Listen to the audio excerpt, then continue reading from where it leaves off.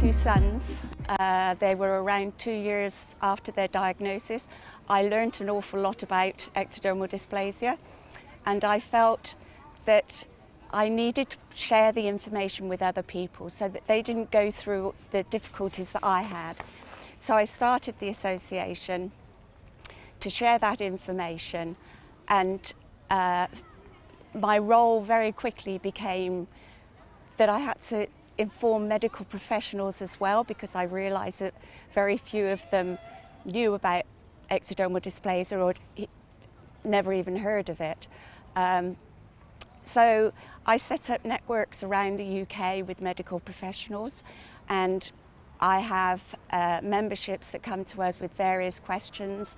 If I can answer the questions from my now 25 years experience, then I will do. If I can't, I go to my medical advisory board. And the importance of the role is that those parents learn how to deal with it on a day-to-day basis, so that their children can succeed in school with the correct care and all the products that they need, air conditioning, fans, etc. So we have a massive role in teaching parents and giving them confidence to speak to medical professionals and not just listen to them, because they as parents become the experts, and the medical professionals are beginning to learn from us. So we have very important roles.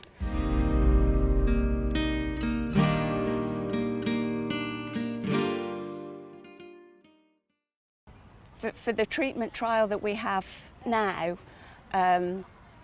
which has been in the making for many, many years, when they brought it to the neonates up to 14 days and they were injecting the babies, we knew that it wasn't going to work. The baby is made, nothing is going to change. But when they then decided that they could do it in utero, that was music to our ears. And the patient role with the treatment trials is that we have access to families that medical professionals don't. So we have a huge membership that we can go to and get recruitment for the trials.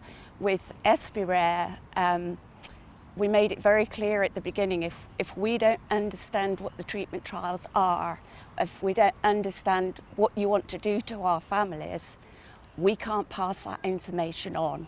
So they had to have really close collaboration with us so that we could then bring in our membership behind us.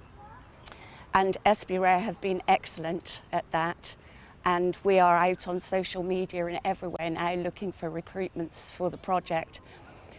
As far as I'm concerned, we've gone from the period of knowing very little about it, the patient support role in helping all our families, bringing awareness of the condition itself, and now we've got a possible cure.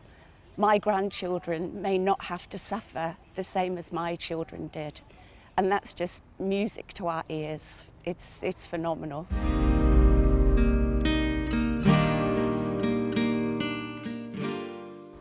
EDIN is the Ectodermal Dysplasia International Network. So whereas I have the ED Society in the UK, there is the NFED in America, there are lots of countries in Europe, Australia, all over the place. And when I was setting up the ED Society, I began joining conferences and very quickly learnt that there are leaders, different leaders around the country, around the world rather. And it was important that we started getting together. So we did, and we had meetings and we shared information. And then we thought that we would be a lot stronger if we became a legal entity. So on the main committee, we have leaders from various countries bringing it all together. And last year we became that legal entity. So we now have a voice globally, and we can go to different countries, find somebody who has ectodermal dysplasia and turn them into a leader for their own country.